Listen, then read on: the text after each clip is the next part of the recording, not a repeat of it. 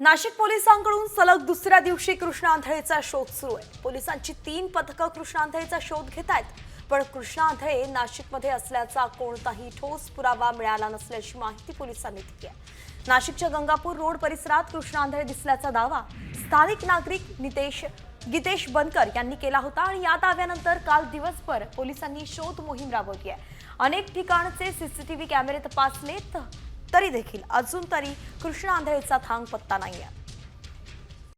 Comscore नुसार आता isakal.com आहे देशातील नंबर 1 ची मराठी न्यूज वेबसाईट। प्रत्येक अपडेटसाठी isakal.com ला नक्की भेट द्या। सीसीटीव्ही फुटेजेस तपासलेत, परंतु असं कुठेही त्याने सांगितलेल्या वर्णनाचा व्यक्ती फुटेजमध्ये आढळून आलेला नाही। त्या ठिकाणापासून पलीकडे जाणाऱ्या दोन्ही बाजूकडे जाणाऱ्या रस्त्यांवरचे फुटेजेस बघितले, परंतु तसं काही आढळून आलेलं नाही आहे। तरीही गंगापूर पोस्टिंग त्याचबरोबर क्राईम युनिट 1, 2 यांच्या टीम्स शहरामध्ये इतर ठिकाणी त्याचबरोबर ग्रामीण भागातही शोध घेणं चालू आहे। सीसीटीव्ही फुटेज तपासणं आणि विचारपूस करणं।